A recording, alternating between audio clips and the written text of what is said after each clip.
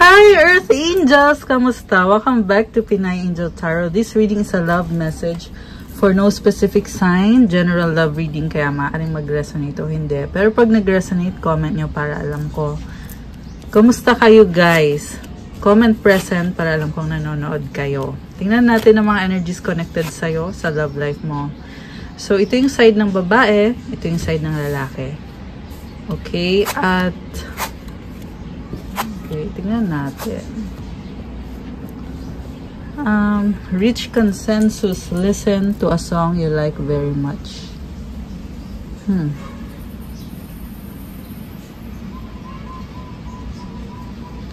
So, yung babae kasi dito, napagod ka na dito eh. Napagod ka na, kaya give up. Give up ka na.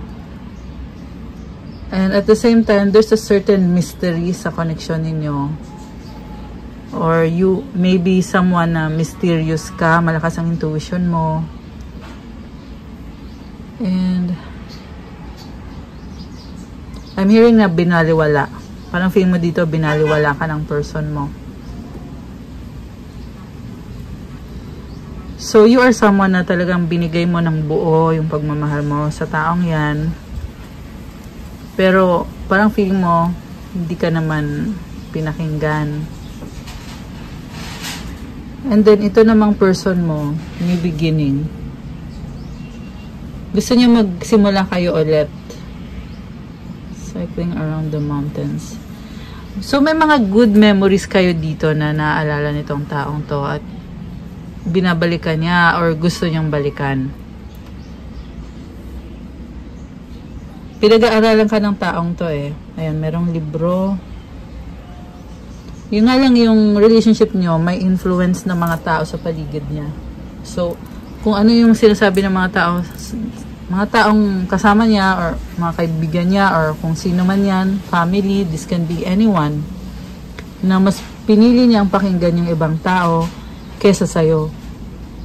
Yung nakita ko nangyari dito ay pinaasa ka. Ayan, parang nakatunganga ka lang dito, oh. Nakatingin ka sa moon. Malakas yung intuition mo. Alam mo na eh. Nararamdaman mo na may problem sa inyong dalawa. May something wrong. Pero, at first, hindi mo pa na-prove. Hanggang sa dumating na din yung time na, ito, give up ka na, nalaman mo yung katotohanan. So, I can see break up na nangyari. Yung iba sa inyo, marami kang tinapon ng mga gamit. Throwing away, getting rid of, tossing out. So, you got rid of the things na remind you of this person. You want to move forward with your life. So, ano bang mga feelings nyo sa isa't isa? Time, let's forget. Let time forget those scars. Bakit sabi ko let's forget? So time, siguro matagal-tagal na din kayong hindi nag-uusap nitong taong to. Pero ang na-feel ko kasi dito parang wala siyang time sa'yo. Yung time yung problema. Admiration, it's time to think about everything you appreciate in your partner. Again, about time yung naririnig ko eh, na mensahe eh. So, di ka niya binigyan ng pansin. Okay, nalaglag tong dalawang to. Acceleration, speed up and chase the results you want. Yes, trust in your intuition. So, I can feel positive energy galing dito sa person mo, sa lalaki. Okay. Acceleration. Gusto niyang communicate ulit sa'yo eh. Recognition. Kasi na-recognize ka niya as soulmate ka niya. Soulmate kayong dalawa. Okay. So, kuha tayo ng tarot cards. This is someone na may pagmamahal siya sa'yo pero hindi niya pinapakinggan yung puso niya. Mas pinili niyang pinakinggan yung mga fake friends. So, ibig sabihin, yung relationship nyo ay hindi private. Ibig sabihin, kinukwento niya sa mga friends niya na fake naman or hindi tunay. Or what I'm saying is yung klase ng friends na siguro iba yung gusto nila para sa kanila, baka nagsinungaling siya. Klase ng friends na ipupush siya sa ibang bagay. And I feel like yung person mo mismo ay nagsabi ng mga bagay na hindi maganda tungkol sa'yo. Hindi niya sinabi ng buong buo yung tungkol sa relationship niyo. Okay. So, tingnan natin. Ano bang intentions nitong taong to sa'yo? Ano bang intentions niya?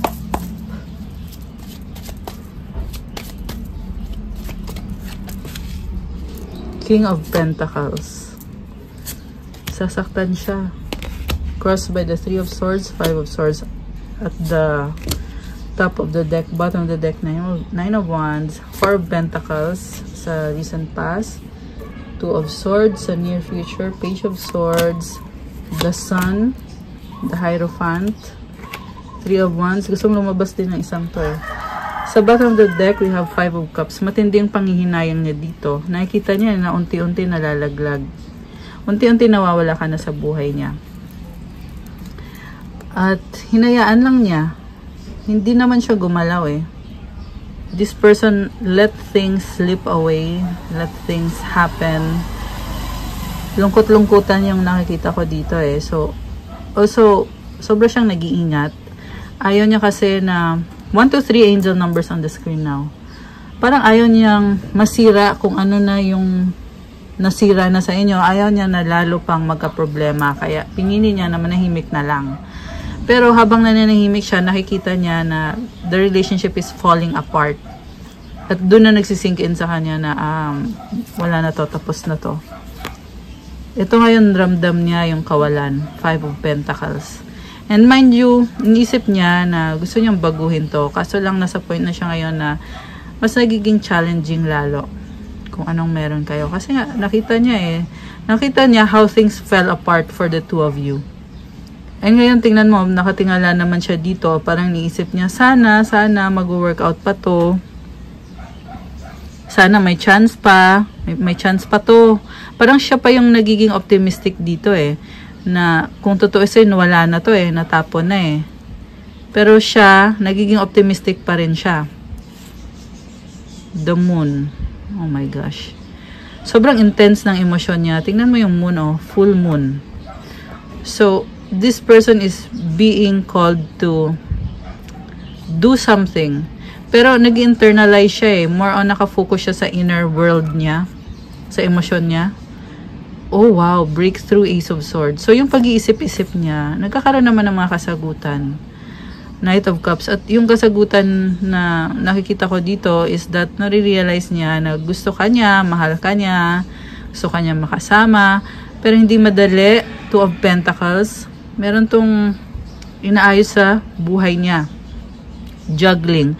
This can be influence of another person na may hawak sa kanya or may control sa kanya, kaya hindi niya mabigay ng buo yung sarili niya sa relationship niyo or sa connection niyo. 6 of Wands. Nakikisama lang siya, para siyang ano dito eh, go with the flow lang eh, na kung saan tangayin ng alon. Okay, the Empress.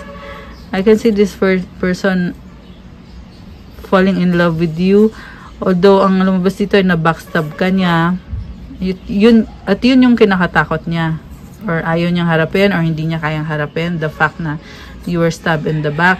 Also, this person, siya rin, may nang loko din sa kanya at one point of his life. Meron din siyang situation before na siya yung nasaktan. Justice. The Strength. Okay, wow. Someone is super strong. Oh, I feel like this is you, Divine Feminine Energy. Grabe, alam mo, lumabas dito. Bumagsak ka, pero you got up very strong. The moment na you let go of this person, mas lalo kang naging strong. Andito yung Justice at yung 8, number 8, Strength card pala. Yeah, number 8, oh, ayan. May infinity symbol din eh. you are very strong, yung babae dito sa nasagap nating reading. Ang nakita ko sa'yo is 444 angel numbers. Oh my gosh, nagulat ako. 444 on the screen. Okay. And you may also be having a new, different person sa buhay mo. Okay. Meron ding ibang tao dito. So, also, nakita ko dito, you're speaking the truth. So, kung dati, naging masyado kang mapagbigay dito sa taong to, grabe, oh. Ang nakita ko dito, lumalaban yung babae. Parang in-internalize mo din eh, kung ano ba nangyari dito, ano bang makakabuti sa akin. And I see you now as someone na talagang pinoprotektahan mo na yung puso mo, yung sarili mo. Okay, yung iba sa inyo ay maselan. Kung hindi buntis, this can be something na talagang pinoprotektahan mo, inaalagaan mo. This can be connected din sa career mo kasi the Empress is someone na who has abundance. Grabe, oh. So, alam mo yung pag-backstab sa'yo nitong person na to, yan din mismo yung nagbigay buhay ulit sa'yo. Alam mo kung bakit? Kasi nagkaroon ka ng mga kasagutan sa katanungan mo eh. At ito, napatunayan mo na kailangan mong ayusin yung sarili mo dahil sa mga nangyari sa inyo. Parang nakita mo yung katotohanan na nasaktan ka nga niya at hindi para magstay ka pa dyan, kundi para mag-move on ka. At ito, nag-glow up ka dito eh. You move forward and alam mo kasi kung bakit ka nag-glow up. Kasi the moment na you detach with this person, you cut the cords, saka din bumalik yung lakas mo. Yung energy mo. Kaya ka nagkaganito ngayon, nag-glow up ka. So, ang na-feel ko naman dito ngayon is lalo namang nagkakagusto sa'yo itong taong to. Kung kailan ikaw ay nag-detach. So, I see someone na sobrang nasasaktan at niisip nga niya ay pinagpalit mo na siya. Parang hindi niya kaya eh. Hindi niya kaya the thought of you being with another man or another person. Ibig sabihin nagsaselo siya at gusto niya na kayo pa rin. Alam mo, sobrang attracted sa'yo itong taong to. Physical attraction. And also, supportive naman yung nakikita ko dito. So, supportahan ka niya kung anong gusto mong gawin sa buhay mo. And, very practical energy. 9 of Wands. This is also someone na matigas ang ulo. Pinipilit niya kung ano yung mga gusto niyang gawin. Hindi siya nakikinig sa'yo. Kunyari, ito yung kind of person na kunyari sabihin mo,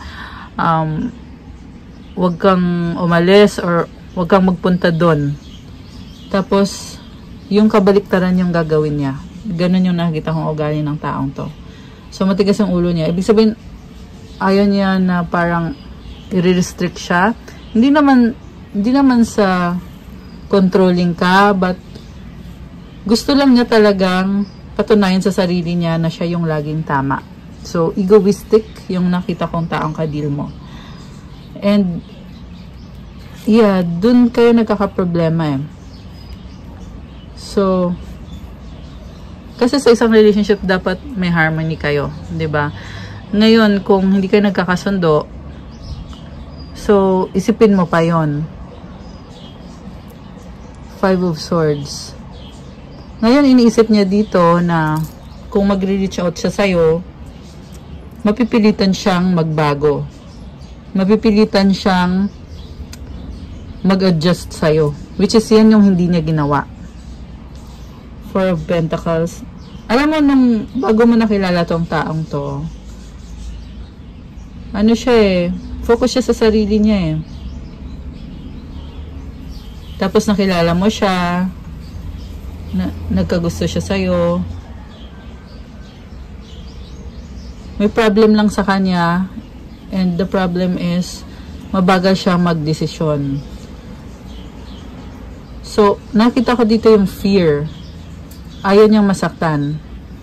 Kasi magiging vulnerable siya eh. Page of Swords, There is some sort of curiosity. Para kasi sa kanya exciting yung connection nyo eh. Ikaw naman, you bring positivity, the sun. Ang ganda ng vibe mo dito oh. You have this red hair, color of passion.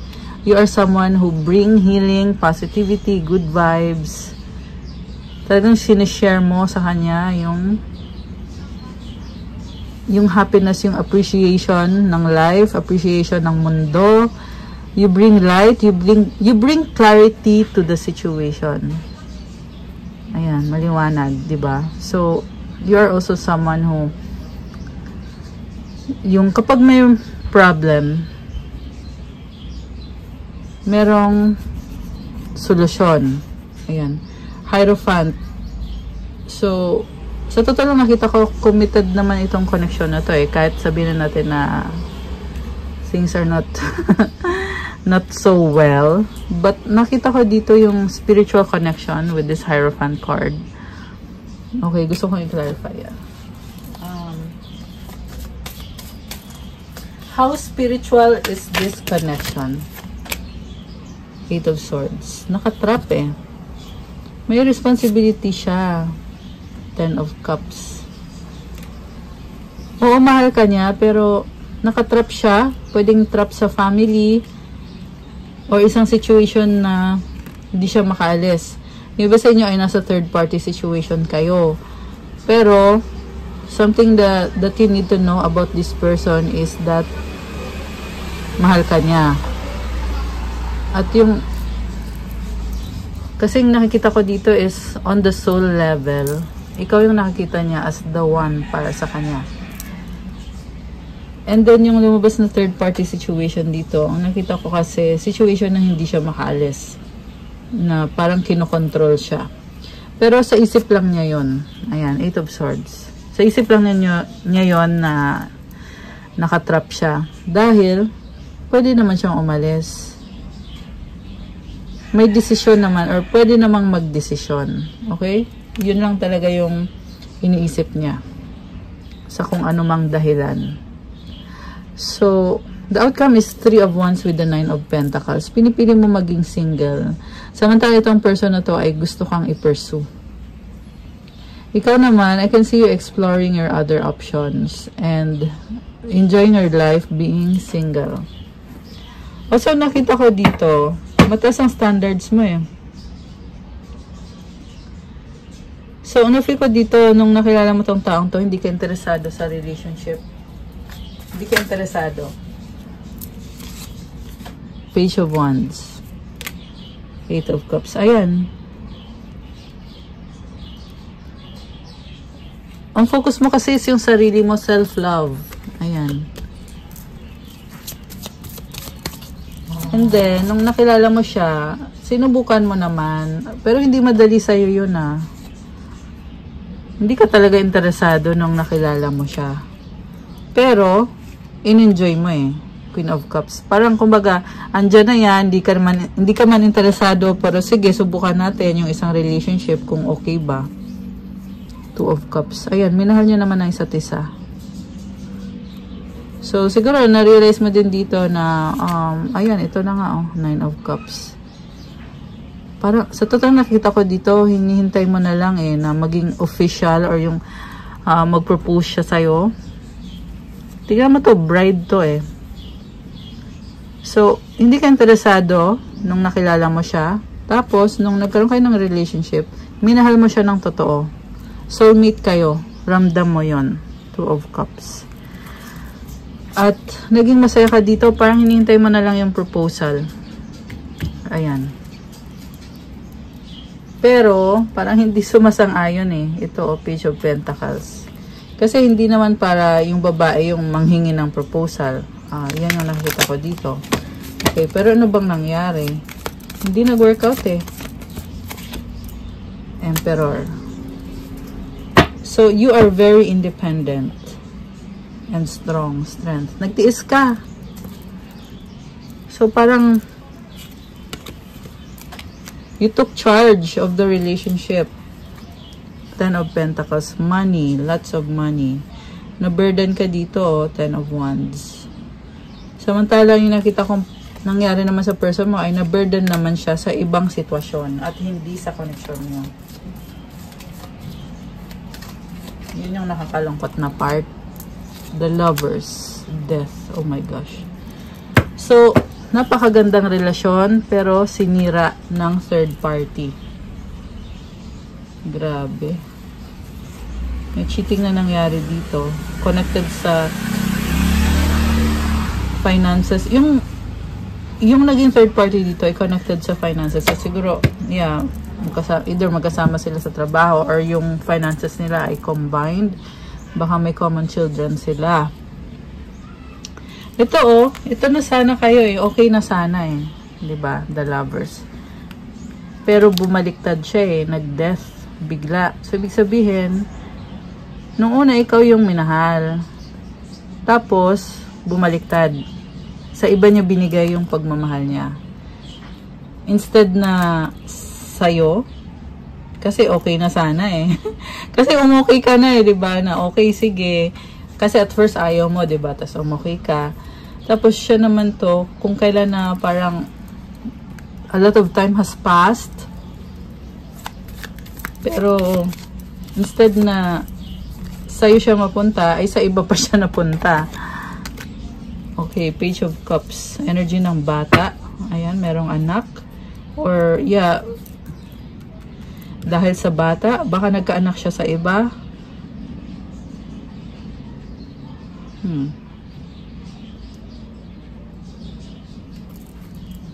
Knight of Swords, biglaan. Okay. Anong magiging outcome ngayon?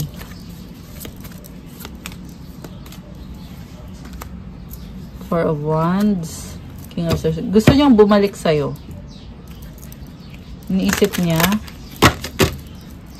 Bakit? Di ba siya masaya doon? Tingnan natin.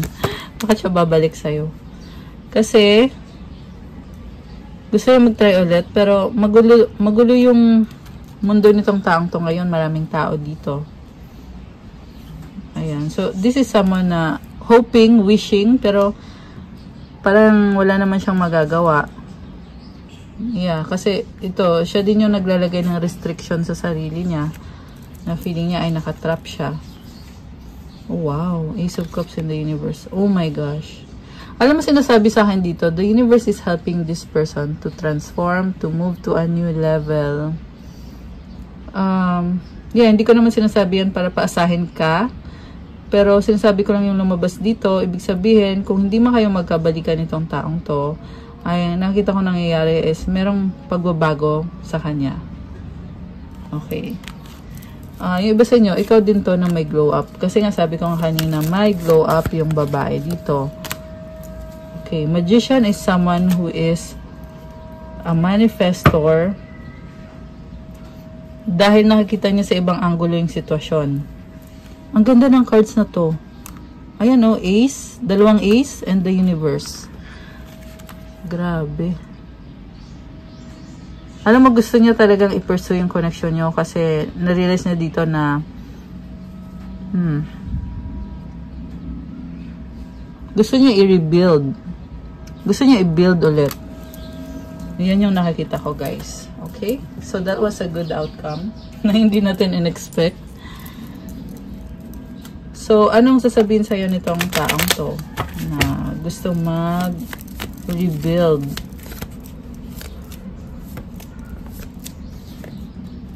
Or at least gusto niya na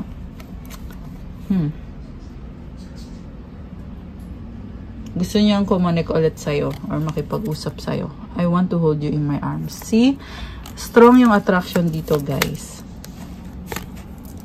Ay, baliktad. You're mine forever and ever. Oh my gosh.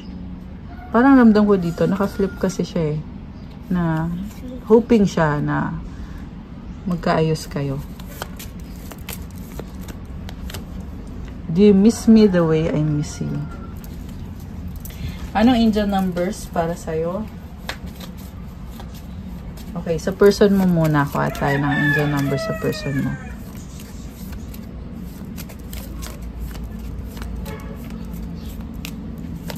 Okay. We have 444 protection. This is your time to take confidence in all that you pursue. The divine universe is working through you and protecting you. Time has come to allow the doors of opportunity to welcome you with open arms. Grabe, oh.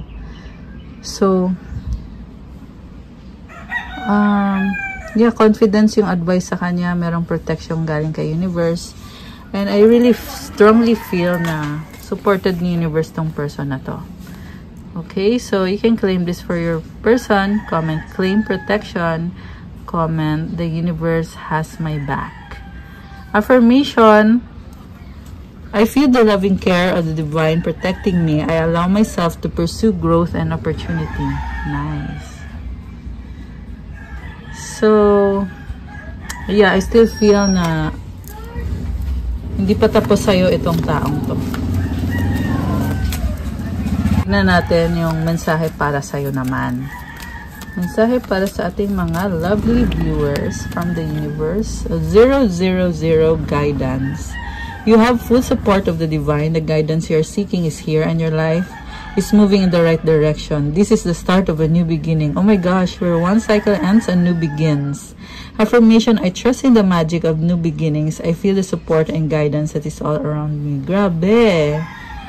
So, may bagong simula para sa'yo. Nasa tamang direksyon daw ang buhay mo ngayon. At simula to ng isang cycle. May nagtatapos na isang cycle, may nagsisimulang bagong cycle. And I feel like yung bagong cycle na to ay connected sa sarili mo about choosing yourself, loving yourself, enjoying your life. May nakita din ako mga tao sa paligid mo eh. So, you can be dealing with new options. And there is magic in the new beginnings. Na-feel mo ngayon na kung ano man yung gusto mo i-pursue ay talagang sinusuportahan ka ni universe at nakukuha mo kung ano yung mga gusto mong i-pursue. I love this. Ano pa ang mga paparating dito sa connection na to? So, i-claim nyo pala to guys. Comment, claim guidance.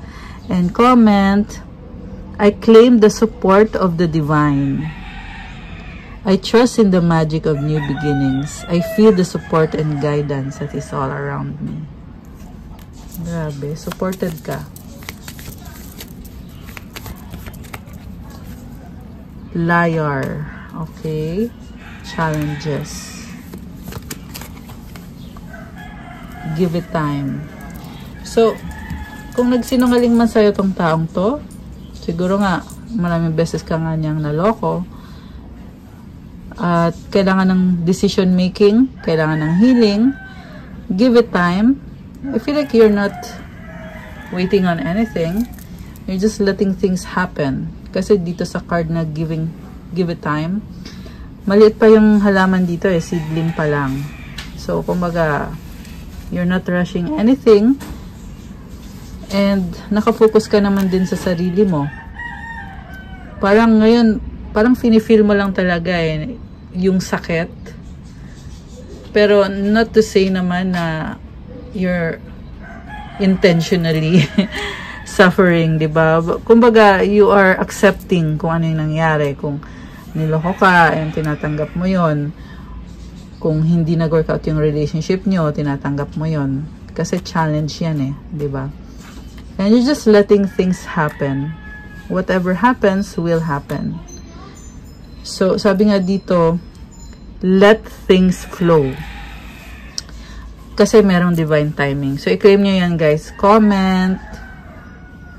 Everything is in divine timing. And mind nyo, namimiss ka nitong taong to kasi ito, nagpo-pop up talaga tong card na to sa akin. Ayan. So, okay guys. That's all for our love message for today. Thank you for watching. Please like the video. Comment kung nagustuhan nyo. Subscribe and hit the notification bell. Kung kailangan nyo ng gabay, kung nag-resonate kayo at kailangan nyo ng more information, you can book a private reading. Message lang kayo sa Viber or sa WhatsApp. Nasa description box po yung mga contact details. And check out my Instagram if you want to start your crystals journey. May mga iba-ibang crystals na tutulong sa'yo sa manifestation mo. It will bring you good earth energy, good energy, vitality, meron tayong mga pang-attract ng pera, pang-attract ng love, wealth, prosperity, abundance. Kasi dito ko nilalagay yung para sa manifestation nyo. Kunyari, if you like yung to attract love. So, yung crystal to attract love is rose quartz. So, dyan natin nilalagay yung mga special mantra and prayer to attract love. Sa money naman, ganun din. So, ayun, message nyo na lang ako guys. Tingnan nyo na lang doon sa Instagram ko. Okay? Thank you, Earth Angels! I love you guys. Have a good day. God bless you all. Stay safe and see you again soon. And good night po sa inyo. Bye!